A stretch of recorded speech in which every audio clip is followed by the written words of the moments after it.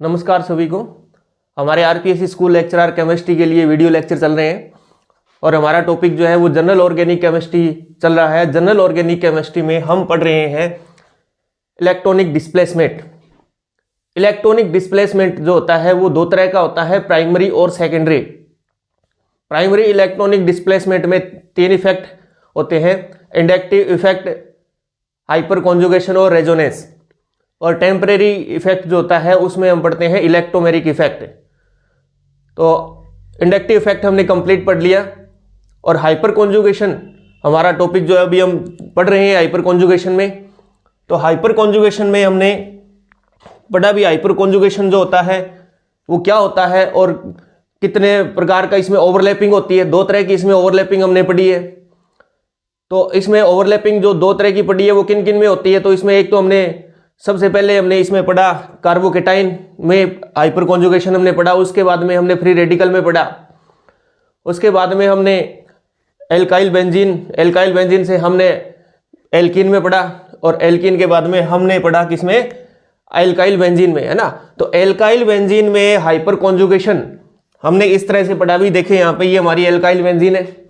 तो इसमें क्या होता है कि ये सिग्मा बॉन्ड जो है वो यहाँ पे पाई बॉन्ड के रूप में आएंगे और यहां से ये पाई इलेक्ट्रॉन यहां पे इस कार्बन पे आ जाएंगे और इस तरह से ये नेगेटिव चार्ज है पूरी रिंग में घूमता रहेगा। तो इस प्रकार से यहां पे हाइपर कॉन्जुगेटिव स्ट्रक्चर बनती है। ये हम पढ़ चुके हैं पिछली क्लास में। तो फिर हमने ये देखा था भी ये जो CH3 ग्रुप जो होता है ये क्या करता है, इस बेंजीन रिंग को इलेक्ट्रॉन दे रहा है ना। तो ये जो CH3 ग्रुप होता है ये कैसा ग्रुप होता है, इलेक्ट्रॉन रिलीजिंग ग्रुप होता है। इलेक्ट्रॉन जो है वो इस बेंजीन रिंग को दिए जाने की वजह से हम इसको क्या बोलते हैं, इलेक्ट्रॉन रिलीजिंग ग्रुप। और इलेक्ट्रॉन रिलीजिंग ग्रुप है तो यहां पे जो हाइपर कॉन्जुगेशन जो है वो किस प्रकार का इफेक्ट होता है, प्लस एच इफेक्ट, धनात्मक अतिसंयुग्मन प्रभाव बोलते हैं इसको, प्लस एच इफेक्ट बोलते हैं, जो कि इलेक्ट्रॉन रिलीजिंग ग्रुप जुड़ा जो कि इस बेंजीन रिंग को इलेक्ट्रॉन देता है। फिर देखो भी अगर हम इस बेंजीन रिंग के ऊपर इलेक्ट्रॉन विड्रॉइंग ग्रुप जोड़ दें, इलेक्ट्रॉन विड्रॉइंग ग्रुप कौन सा, CH3, है ना। तो CH3 यहां पे कौन सा ग्रुप है, इलेक्ट्रॉन विड्रॉइंग ग्रुप होता है। यहां पे क्या होता है देखें भी, ये पाई इलेक्ट्रॉन, क्योंकि देखो भी ये CX जो सिग्मा बॉन्ड है, तो इस सिग्मा बॉन्ड का corresponding anti bonding sigma molecular orbital भी प्रेजेंट होता है। इस सिग्मा बॉन्ड का corresponding sigma anti bonding molecular orbital present रहता है। तो यहां पे ये बेंजीन रिंग के पाई इलेक्ट्रॉन अगर यहां ये पाई इलेक्ट्रॉन इसको दे दे, ये बेंजीन रिंग पाई इलेक्ट्रॉन इसको दे दे, तो ये सिग्मा इलेक्ट्रॉन जो है ये बॉन्ड टूट जाएगा और ये सिग्मा इलेक्ट्रॉन कहां जाएंगे, इस X के रूप ऊपर आ जाएंगे। तो इस X के ऊपर कौन सा चार्ज आ गया, नेगेटिव चार्ज आ गया और बेंजीन रिंग में पॉजिटिव चार्ज आ जाएगा।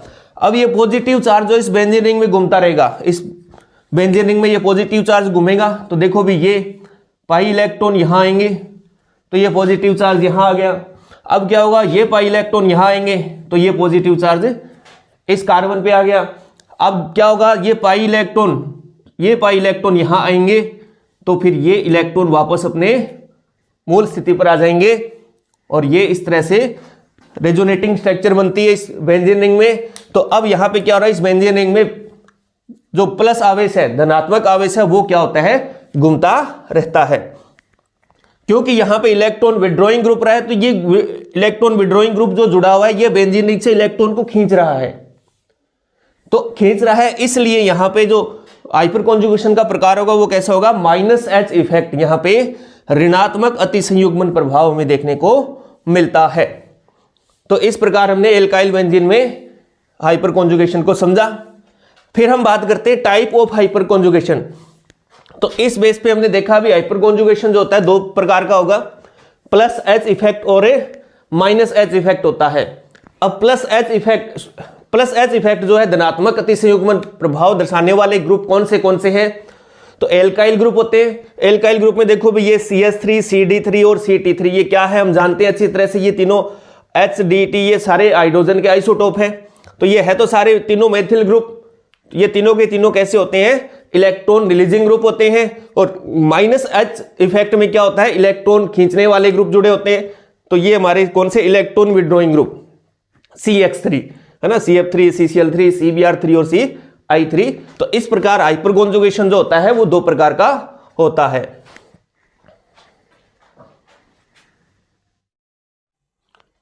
टाइप्स ऑफ हाइपर कॉन्जुगेशन में प्लस एच इफेक्ट और माइनस एच इफेक्ट की बात कर रहे हैं। तो सबसे पहले हम प्लस एच इफेक्ट की बात करेंगे। प्लस एच इफेक्ट जो होता है वो जब इलेक्ट्रॉन रिलीजिंग ग्रुप जुड़े होते हैं तब वहां पे प्लस एच इफेक्ट शो होता है। और इलेक्ट्रॉन रिलीजिंग ग्रुप कौन से होते हैं, तो हम बात करते हैं एल्काइल ग्रुप जो होते हैं वो इलेक्ट्रॉन रिलीजिंग ग्रुप होते हैं। एल्काइल ग्रुप में हम बात कर रहे हैं CH3 ग्रुप की, CT3 और CD3, इन तीनों ग्रुप्स की बात कर रहे हैं अपने, इन तीनों ग्रुप्स की। तो इन तीनों ग्रुप का यानी कि इलेक्ट्रॉन रिलीजिंग ग्रुप का प्लस आई इफेक्ट भी होता है और इनका प्लस एच इफेक्ट भी होता है, प्लस आई और प्लस एच इफेक्ट। तो हमें ये देखना है भी प्लस आई इफेक्ट की जब बात करते हैं तो इनका क्या ऑर्डर रहता है। तो प्लस आई इफेक्ट में हमने देखा था कि सबसे ज्यादा प्लस आई इफेक्ट जो होता है वो CT3 का होता है, फिर आता है हमारा CD3 और उसके बाद में आता है CH3। ये इनका ऑर्डर होता है प्लस आई इफेक्ट का। लेकिन प्लस एच इफेक्ट की बात करते हैं तब हमने देखा कि इनका इफेक्ट जो होता है इसका ऑपोजिट हो जाता है, सबसे ज्यादा CH3 का, फिर आता है CD3 का और सबसे कम CT3 का। तो ये दोनों इलेक्ट्रॉन रिलीजिंग इफेक्ट होते हैं भी प्लस आई और प्लस एच दोनों इलेक्ट्रॉन रिलीजिंग इफेक्ट जो है वो इनके लिए दोनों का ऑर्डर अपोजिट रहता है। तो फिर हमें ओवरऑल अगर हम बात करें इनके ऑर्डर की तो ओवरऑल ऑर्डर निकालने से पहले हमें ये ध्यान में रखना होता है कि यहाँ पे जो plus H electron releasing effect जो होता है वो डोमिनेट होता है किस पे, प्लस आई इफेक्ट पे। तो प्लस एच रिलीजिंग इफेक्ट जो होता है वो ज्यादा इफेक्टिव होगा किस पे, इफेक्टिव होगा, ज्यादा डोमिनेट होगा किस पे, प्लस आई इफेक्ट पे। तो ओवरऑल ऑर्डर क्या रहने वाला है, तो देखिए अभी ओवरऑल इलेक्ट्रॉन रिलीजिंग इफेक्ट का order, overall electron releasing effect का जो ऑर्डर रहेगा वो क्या रहेगा, तो ओवरऑल ये रहेगा सबसे ज्यादा इलेक्ट्रॉन रिलीजिंग इफेक्ट CH3 का, फिर आता है CD3 का और उसके बाद में आता है CT3 का। तो ये हमारा ओवरऑल इलेक्ट्रॉन रिलीजिंग इफेक्ट होता है इन ग्रुप का। अब हम बात करते हैं सेकंड माइनस एच इफेक्ट की। माइनस एच इफेक्ट, तो माइनस एच इफेक्ट की जब हम बात करें तो माइनस एच इफेक्ट कौन से ग्रुप शो करेंगे, इलेक्ट्रॉन विड्रॉइंग ग्रुप जब जुड़े होंगे तब वो कौन सा इफेक्ट शो करते हैं, माइनस एच इफेक्ट शो करते हैं। तो माइनस एच इफेक्ट में हम क्या लिखेंगे, कौन से ग्रुप जुड़े होते हैं, electron releasing group, sorry electron withdrawing group, electron withdrawing group, electron withdrawing group जब जुड़े होते हैं तब ये इफेक्ट शो होता है। तो इलेक्ट्रॉन विड्रॉइंग ग्रुप जो होते हैं, इलेक्ट्रॉन विड्रॉइंग ग्रुप वो दो तरह का इफेक्ट शो करते हैं। दो तरह का इलेक्ट्रॉन विड्रॉइंग इफेक्ट हम जानते हैं, कौन सा, एक तो होता है माइनस आई इफेक्ट, और दूसरा इलेक्ट्रॉन विड्रॉइंग इफेक्ट जो है वो अभी हमने पढ़ा है, कौन सा, माइनस एच इफेक्ट। तो अब इलेक्ट्रॉन विड्रॉइंग ग्रुप जो होते हैं हम जानते हैं कौन से होते हैं, CH3 हमारे इलेक्ट्रॉन विड्रॉइंग ग्रुप है। तो माइनस आई इफेक्ट में इनका क्या ऑर्डर रहने वाला है, तो देखो भी सबसे ज्यादा माइनस आई इफेक्ट जो होता है वो किसका होता है, CF3 का माइनस आई इफेक्ट सबसे ज्यादा होता है। उसके बाद में CCl3 आता है, फिर कौन आता है, CBr3, और सबसे कम माइनस आई इफेक्ट होता है इनमें CI3 का। जबकि यही ऑर्डर हम बात करें माइनस एच इफेक्ट के लिए तो ये अपोजिट हो जाएगा ये ऑर्डर।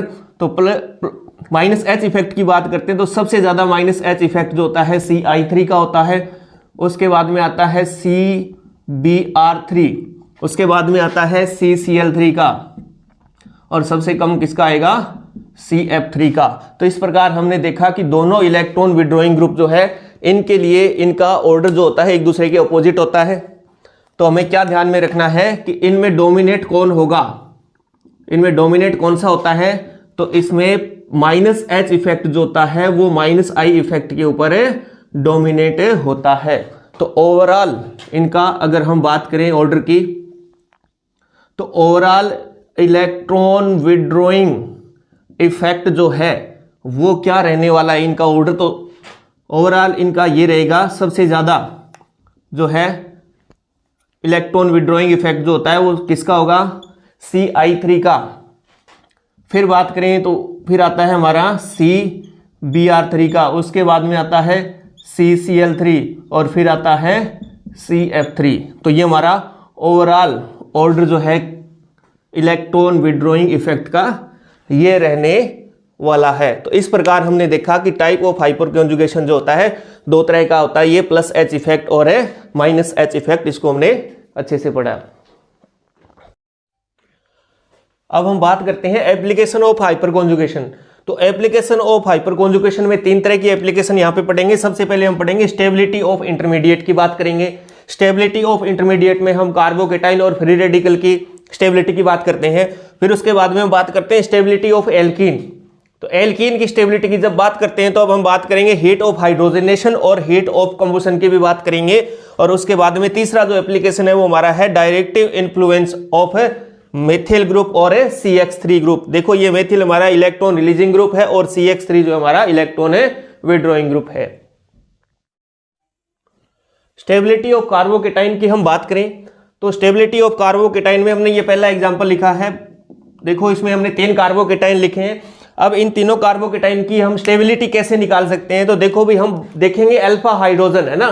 तो देखो ये जो पॉजिटिव चार्ज इस कार्बन पे, इससे जुड़ा हुआ कार्बन हमारा ये अल्फा कार्बन है। यहाँ पे अल्फा कार्बन की संख्या बढ़कर कितनी होगी, 2 होगी और यहाँ पे अल्फा कार्बन कितने होगी, 3। तो इस तरह से हम देख रहे हैं भी अल्फा हाइड्रोजन जो है लेफ्ट से राइट चल रहे हैं अपने तो यहाँ पे देखो अल्फा हाइड्रोजन की नंबर बढ़ रही है ना। तो यहाँ पे अल्फा हाइड्रोजन की संख्या कितनी है, 3 है। यहाँ पे अल्फा हाइड्रोजन की संख्या बढ़कर कितनी होगी हमारी, 6 होगी। और यहाँ पे अल्फा हाइड्रोजन की संख्या कितनी होगी, 9 हो गई। तो इस प्रकार हमने देखा कि लेफ्ट से राइट जब हम चलते हैं, लेफ्ट से राइट जब हम चलते हैं तो नंबर ऑफ अल्फा हाइड्रोकार्बन हमारे इंक्रीज हो रहे हैं। तो नंबर ऑफ अल्फा हाइड्रोजन जो है वो क्या हो रहे हैं, इंक्रीज हो रही हैं। और number of alpha hydrogen increase हो रही हैं, इसका मतलब क्या हुआ, इसका मतलब number of hyper conjugative structure भी इंक्रीज हो रही है। तो हम लिखेंगे number of hyper conjugative structure, number of hyper conjugative structure जो है वो भी इंक्रीज हो रही है। और number of hyper conjugative structure जब इंक्रीज हो रही है तो इसका मतलब पॉजिटिव चार्ज का डीलोकेलाइजेशन बढ़ रहा है। तो हम लिखेंगे delocalization of, delocalisation of positive charge का डीलोकेलाइजेशन जो है वो भी इंक्रीज हो रहा है। और पॉजिटिव चार्ज का डीलोकेलाइजेशन इंक्रीज हो रहा है, इसका मतलब जो स्टेबिलिटी ऑफ कार्बोकेटाइन है वो भी क्या हो जाएगी हमारी, इंक्रीज हो जाती है। तो stability of carbocation, stability of carbocation जो है वो भी क्या हो जाती है, इंक्रीज हो जाती है। तो इस प्रकार हम देख रहे हैं कि ये स्ट्रक्चर कार्बोकेटाइन 1 से लेकर 3 तक हम जा रहे हैं। तो सीधी सी बात है क्या हो रही है, इनकी स्टेबिलिटी इंक्रीज हो रही है। तो लिखेंगे सबसे ज्यादा फिर स्टेबल कौन सा हुआ, 3 नंबर, फिर हमारा आता है सेकंड और फिर हमारा पहला। तो ये है इनका स्टेबिलिटी का ऑर्डर ऑफ कार्बोकेटाइन। तो इस तरह ये लो जी हमारा दूसरा एग्जाम्पल। दूसरे एग्जाम्पल में देखो हमने जो कार्बोकेटाइन लिखे हैं, इन तीनों कार्बोकेटाइन में number of alpha hydrogen same है सब में, है ना। यहाँ पर भी 3, यहाँ पर भी 3 और यहाँ पर भी 3 है, अल्फा हाइड्रोजन है। तो फिर हम यहाँ पे क्या देखते हैं, तब हम यहाँ पे ये देखेंगे कि यहाँ पे जो भी इलेक्ट्रॉन रिलीजिंग ग्रुप जुड़ा हुआ है CH3, CD3 और CT3, इनका ज्यादा प्लस इफेक्ट, ज्यादा प्लस H इफेक्ट किसका होगा वो हमें नोट करना है। तो ये हम पढ़ चुके हैं कि इनका जो प्लस H इफेक्ट का ऑर्डर जो होता है, इनका प्लस H इफेक्ट का जो ऑर्डर होता है, सबसे ज्यादा प्लस H इफेक्ट किसका होता है, CH3 का। फिर प्लस H इफेक्ट आता है CD3 का और उसके बाद में कौन आता है, CT3 का। तो इसका मतलब क्या हुआ, जब हम लेफ्ट से राइट चल रहे हैं, लेफ्ट से राइट चल रहे हैं तो यहाँ पे प्लस H इफेक्ट इंक्रीज हो रहा है। तो हम लिखेंगे plus H effect, plus H effect जो है वो हमारा क्या हो रहा है, इंक्रीज हो रहा है। और प्लस H इफेक्ट इंक्रीज होने का मतलब क्या हुआ, डीलोकेलाइजेशन ऑफ पॉजिटिव चार्ज भी हमारा क्या हो रहा है, इंक्रीज हो रहा है। प्लस H इफेक्ट इंक्रीज होने का मतलब क्या लिखेंगे हम, डीलोकेलाइजेशन ऑफ पॉजिटिव चार्ज जो है वो भी क्या हो रहा है, इंक्रीज हो रहा है। और डीलोकेलाइजेशन ऑफ पॉजिटिव चार्ज जब इंक्रीज हो जाता है तो स्टेबिलिटी जो है वो कार्बोकेटाइन की इंक्रीज हो जाती है। तो लिखेंगे stability of carbocation, stability of carbocation जो है वो भी क्या हो जाएगी, इंक्रीज हो जाती है। तो इस तरह से हम इनका, ये हमारा तीसरा एग्जांपल देखो भी, ये तीनों कार्बोकेटाइन जो दे रखे हैं इनका हमें स्टेबिलिटी का ऑर्डर निकालना है। तो यहां पे अल्फा हाइड्रोजन की बात करेंगे। अल्फा हाइड्रोजन देखो भी, यहां पे अल्फा कार्बन ये है, यहां पर अल्फा कार्बन ये है और यहां पर अल्फा कार्बन ये है, ठीक है। तो इस अल्फा कार्बन पे एक हाइड्रोजन भी जुड़ा हुआ है, क्योंकि ये मेथिल ग्रुप जुड़ा है तो इसका मतलब एक हाइड्रोजन यहाँ पे जुड़ा हुआ है। अल्फा हाइड्रोजन की जब हम बात करते हैं तो यहाँ पे अल्फा हाइड्रोजन 3 है, यहाँ पे अल्फा हाइड्रोजन की संख्या 2 होगी और यहाँ पे अल्फा हाइड्रोजन 1 है। तो इसका मतलब क्या हुआ कि इनमें जब हम लेफ्ट से राइट चल रहे हैं तो उस कंडीशन में नंबर ऑफ अल्फा हाइड्रोजन हमारे डिक्रीज हो रहे हैं, नंबर ऑफ अल्फा हाइड्रोजन जो है वो क्या हो रहे हैं, डिक्रीज हो रहे हैं। Number of alpha hydrogen decrease हो रहे हैं, इसका मतलब क्या हुआ, इसका मतलब ये हुआ भी number of hyper conjugative structure भी डिक्रीज हो रही है। तो number of hyper conjugative structure, number of hyper conjugative structure जो है वो भी हमारी क्या हो रही है, डिक्रीज हो रही है। और number of hyper conjugative structure decrease हो रही है, इसका मतलब delocalisation of positive charge, delocalisation of positive charge, delocalisation of positive charge जो है वो भी क्या हो जाएगा, डिक्रीज हो जाता है। पॉजिटिव चार्ज जो है वो डिक्रीज हो रहा है। और जब delocalisation of positive charge decrease हो रहा है तो हम जानते हैं कि स्टेबिलिटी ऑफ कार्बोकेटाइन भी डिक्रीज हो जाएगी। तो stability of carbocation, stability of carbocation जो है वो हमारी डिक्रीज हो जाती है। तो हम कह सकते हैं कि ये 1, 2 और 3 में से सबसे ज्यादा स्टेबल कौन होगा, 1 नंबर कार्बोकेटाइन, फिर 2 नंबर और फिर कौन सा आएगा, 3 नंबर। अब हम बात करते हैं स्टेबिलिटी ऑफ फ्री रेडिकल की। तो स्टेबिलिटी ऑफ फ्री रेडिकल को कैसे हम निकालते हैं, तो इसके लिए हमने 3 फ्री रेडिकल लिख रखे हैं। और अब हमें यह पता होना चाहिए कि जिस कार्बन पे ओड इलेक्ट्रॉन जुड़ा हुआ है उससे जुड़ा हुआ कार्बन जो होता है वो हमारा अल्फा कार्बन है। तो हमारे यहाँ पे ये अल्फा कार्बन 1, इसमें अल्फा कार्बन की संख्या कितनी होगी, 2, और इसमें अल्फा कार्बन की संख्या बढ़कर कितनी होगी, 3। तो इसका मतलब हम अल्फा हाइड्रोजन की बात करें तो अल्फा हाइड्रोजन यहाँ पे तो हमारे 3, यहाँ पे अल्फा हाइड्रोजन की संख्या 6 और यहाँ पे अल्फा हाइड्रोजन बढ़कर कितने हो गए, 9। और हम जानते हैं कि जब अल्फा हाइड्रोजन की संख्या बढ़ जाती है तब क्या होता है, तब हमारा हाइपर कॉन्जुगेटिव स्ट्रक्चर भी इंक्रीज हो जाती है। तो लेफ्ट से राइट जाने पर देखो भी नंबर ऑफ अल्फा हाइड्रोजन जो है वो इंक्रीज हो रही है। और number of alpha hydrogen increase हो रही है तो हम लिखेंगे कि number of hyper conjugative structure, number of hyper conjugative structure जो है वो भी हमारी इंक्रीज हो रही है। और number of hyper conjugative structure increase हो रही है तो यहाँ पे क्या हो रहा है, यहाँ पे ओड इलेक्ट्रॉन का डीलोकेलाइजेशन भी बढ़ रहा है। तो हम लिखेंगे delocalization of odd electron, delocalization of odd electron का डीलोकेलाइजेशन भी इंक्रीज हो रहा है। और जब ओड इलेक्ट्रॉन का डीलोकेलाइजेशन इंक्रीज हो रहा है तो इसका मतलब फ्री रेडिकल की स्टेबिलिटी भी इंक्रीज हो रही है। तो हम लिखेंगे stability of free radical, stability of free radical, stability of free radical जो है वो भी हमारी क्या हो रही है, इंक्रीज हो रही है। स्टेबिलिटी ऑफ फ्री रेडिकल भी इंक्रीज हो जाती है। तो इसका मतलब हम इनकी स्टेबिलिटी की बात करें तो सबसे ज्यादा स्टेबल कौन सा फ्री रेडिकल होगा, 3 नंबर, फिर 2 और फिर 1। इस तरह से हम इनकी स्टेबिलिटी। अब हम बात करते हैं स्टेबिलिटी ऑफ एल्कीन। तो जब एल्कीन की स्टेबिलिटी की बात करते हैं तो अब हम देखते हैं कि कॉन्जुगेटेड एल्कीन जो होती है, कॉन्जुगेटेड एल्कीन उसकी स्टेबिलिटी जो होती है वो नॉन कॉन्जुगेटेड से ज्यादा होती है। तो मैं लिखता हूं यहां पे कि कॉन्जुगेटेड एल्कीन जो होती है इसकी स्टेबिलिटी जो होगी वो नॉन कॉन्जुगेटेड एल्कीन से ज्यादा होती है।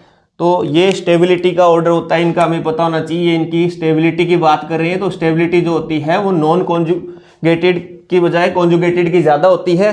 अब कॉन्जुगेटेड एल्केन में हमें क्या ध्यान रखना है कि जैसे जैसे number of alpha hydrogen increase होंगे तो इनकी स्टेबिलिटी भी इंक्रीज हो जाएगी, इनकी स्टेबिलिटी भी इंक्रीज हो जाती है। और नॉन कॉन्जुगेटेड एल्केन की बात करते हैं तो इनमें भी क्या ध्यान में रखना है कि नंबर ऑफ अल्फा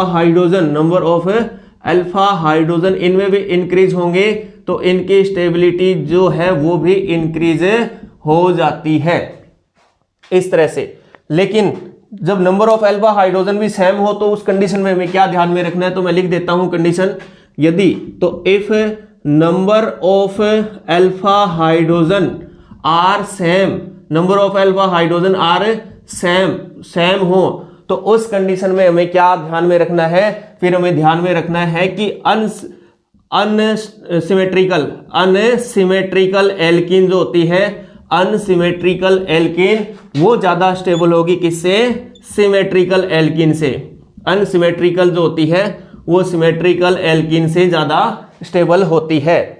अब सिमेट्रिकल एल्कीन जो होती है ये कौन सी होती है, सिमेट्रिकल एल्कीन का मतलब ये होता है भी जिनमें डबल बॉन्ड के दोनों ओर सेम ग्रुप जुड़े हों, डबल बॉन्ड के दोनों ओर सेम ग्रुप जुड़े हों तो उसको बोलते हैं सिमेट्रिकल एल्कीन। और अनसिमेट्रिकल एल्कीन में अलग अलग ग्रुप जुड़े हों डबल बॉन्ड के ओर। देखो भी जिस तरह से ये मैंने लिखा, ये एक अनसिमेट्रिकल है, इसमें यहां पे हमने मिथाइल ग्रुप जोड़ दिया तो इसमें डबल बॉन्ड के दोनों ओर डिफरेंट ग्रुप जुड़े हुए हैं। और इसी को हम सिमेट्रिकल रूप में लिखें तो ये हमारा सिमेट्रिकल एल्कीन होगी, दोनों तरफ सेम ग्रुप जुड़े हुए हैं।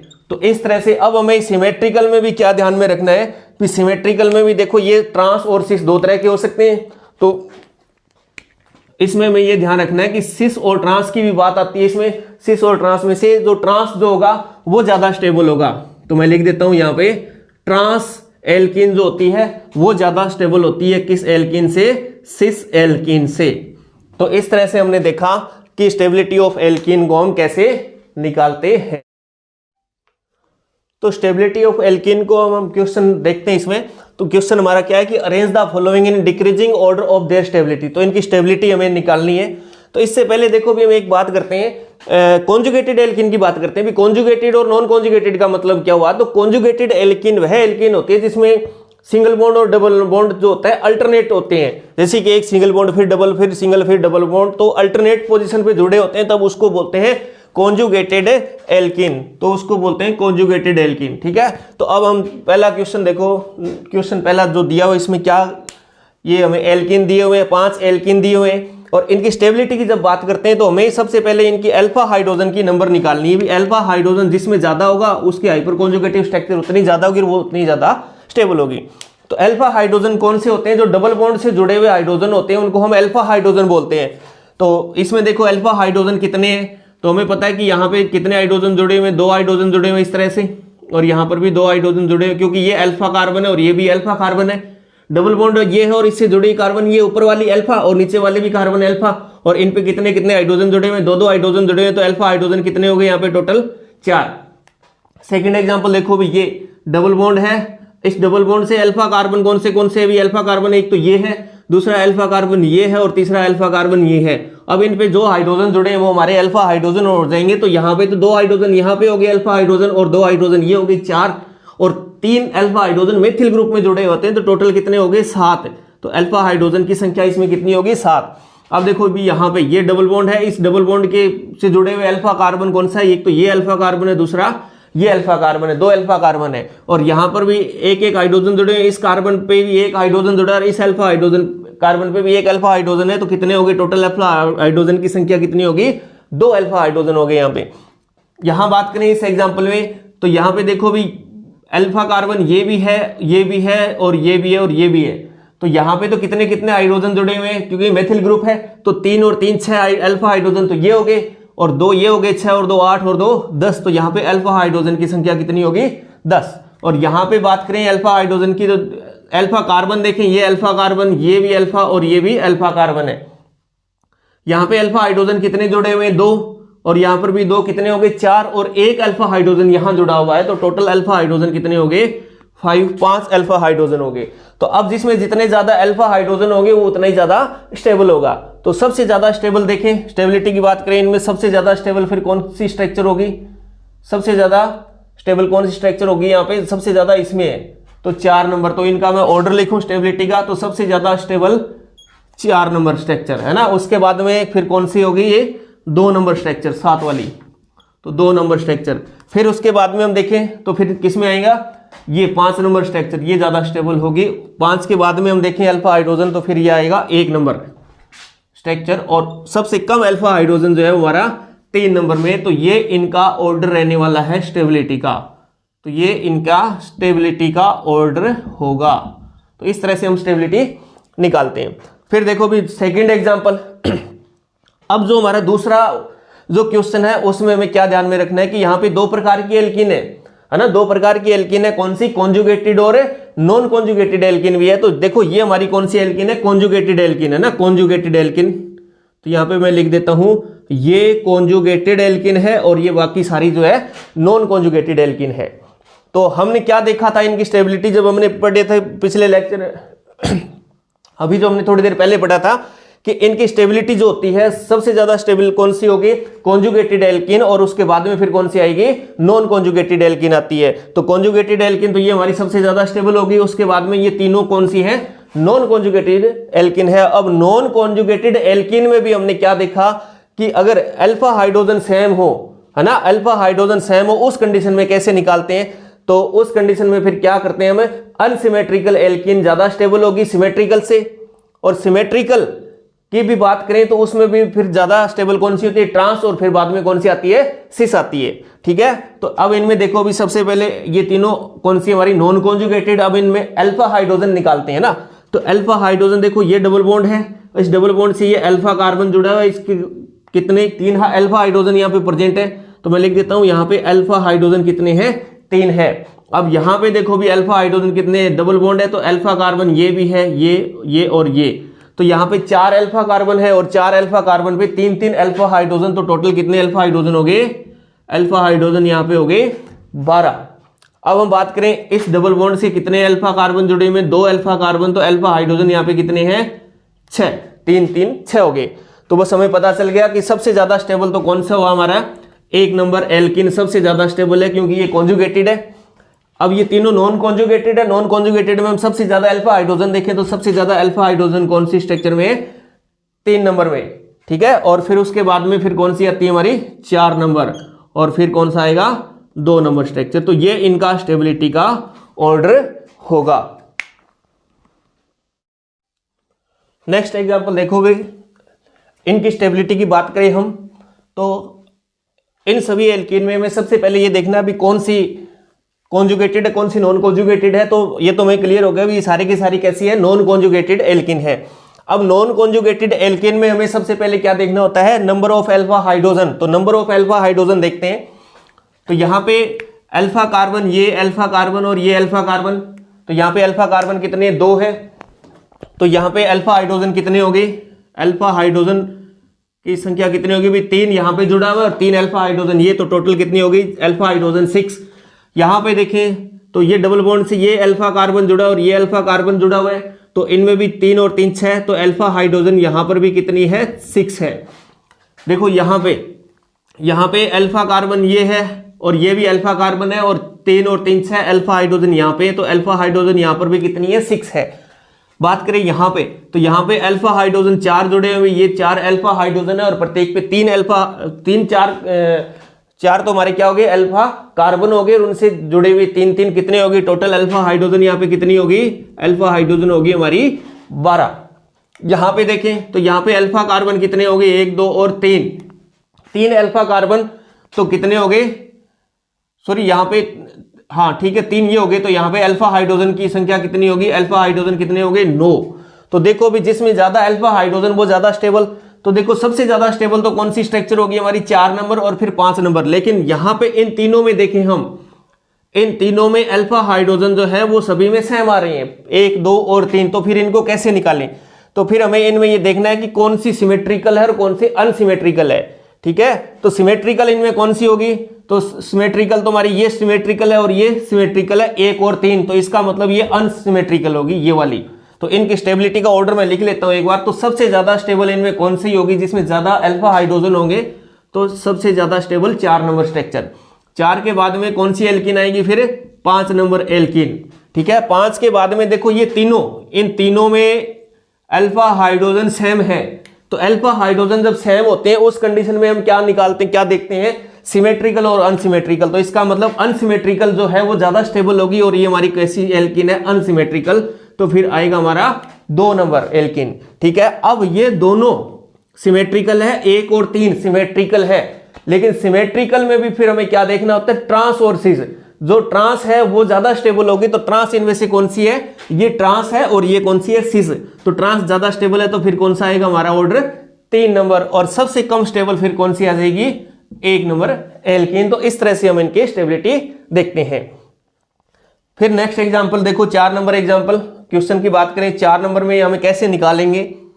तो हमें सबसे पहले अल्फा हाइड्रोजन निकालने हैं। तो देखो भी अल्फा हाइड्रोजन, ये कौन सा कार्बन है, अल्फा कार्बन, और यहां डबल बॉन्ड से जुड़ा हुआ कार्बन ये अल्फा कार्बन है, और दोनों पे 2-2 अल्फा हाइड्रोजन है। तो टोटल अल्फा हाइड्रोजन यहां पे कितने हुए, 4। अब देखो भी यहां पे ये अल्फा कार्बन है, डबल बॉन्ड से जुड़ा हुआ, ये भी अल्फा कार्बन है, इस डबल बॉन्ड से ये कार्बन भी जुड़ा है, ये भी जुड़ा है। तो टोटल कितने, 4 अल्फा कार्बन हो गए यहाँ पे। अब अल्फा हाइड्रोजन देखें तो यहाँ पे 3 अल्फा हाइड्रोजन, यहाँ पर भी 3, टोटल 6 और 2-2 यहाँ पे। तो टोटल अल्फा हाइड्रोजन कितने हो गए, 10। यहाँ पे अल्फा हाइड्रोजन जो हमारे कितनी है, 10 है। तो अल्फा हाइड्रोजन जो है इस स्ट्रक्चर में कितने अल्फा हाइड्रोजन हो जाएंगे, 10। तो ये अल्फा हाइड्रोजन 10। तीसरी स्ट्रक्चर देखो भी, इसमें अल्फा हाइड्रोजन की बात करें तो अल्फा कार्बन यही है 2, और इनके ऊपर 1-1 हाइड्रोजन जुड़ा हुआ है। तो इस पे अल्फा हाइड्रोजन 1 है और इस पे भी अल्फा हाइड्रोजन 1। तो टोटल अल्फा हाइड्रोजन हमारे यहाँ पे कितने हो गए, 2। और इस स्ट्रक्चर की बात करें तो इसमें अल्फा कार्बन 3 है, 1, 2 और 3। तो यहाँ पे तो 3 हाइड्रोजन जुड़े हुए अल्फा हाइड्रोजन, और 2 और 2 यहाँ पे जुड़े हुए। तो टोटल अल्फा हाइड्रोजन कितने हो गए, 7। तो अब देखो जिसमें जितने ज्यादा अल्फा हाइड्रोजन हो उतना ही ज्यादा स्टेबल होगा। तो सबसे ज्यादा स्टेबल हमारा कौन सा एल्कीन होगा, 2 नंबर। तो स्टेबिलिटी की बात करें तो 2 सबसे ज्यादा, 2 के बाद में फिर 7 अल्फा हाइड्रोजन 4 नंबर में है, तो ये एल्कीन। फिर हम देखें तो ये 1 नंबर और फिर 3 नंबर। तो ये इन एल्कीन की स्टेबिलिटी का ऑर्डर होता है, ये इनकी स्टेबिलिटी का ऑर्डर है। तो इस एग्जाम्पल में देखो भी, इस एग्जाम्पल में हम सबसे पहले अल्फा हाइड्रोजन देखते हैं। अल्फा हाइड्रोजन देखने से पहले हमें ये देखना है भी इनमें कोई कॉन्जुगेटेड एल्कीन है।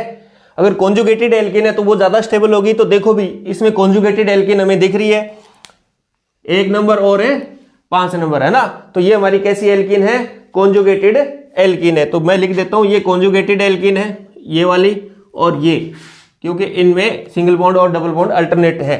तो ये कॉन्जुगेटेड है, ये कॉन्जुगेटेड एल्कीन है, और ये भी कौन सी है, कॉन्जुगेटेड एल्कीन है। अब कॉन्जुगेटेड एल्कीन दोनों दी हुई है, तो इसका मतलब ये सबसे ज्यादा स्टेबल यही होंगी।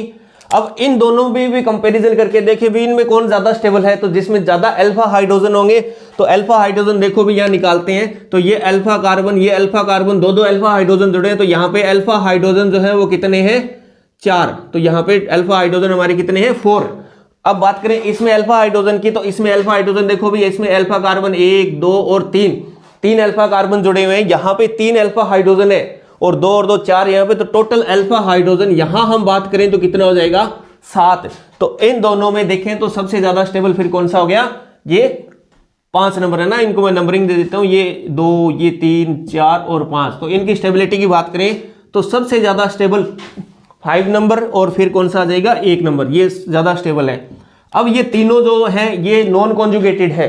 अब नॉन कॉन्जुगेटेड है तो हम इनको कैसे निकालते हैं। अब इनकी स्टेबिलिटी की बात करें हम, तो इनकी स्टेबिलिटी देखो, इसमें थोड़ा सा मैं ये करेक्शन कर देता हूं। देखो यहाँ पे 2 मिथाइल ग्रुप जुड़ा है और यहाँ पर भी 1 मिथाइल ग्रुप जुड़ा हुआ है ना। अब हम निकालेंगे इसको। तो इन तीनों को हम देखें तो इनमें सबसे ज्यादा अल्फा हाइड्रोजन को इसमें है, तो अल्फा हाइड्रोजन निकाल लेंगे।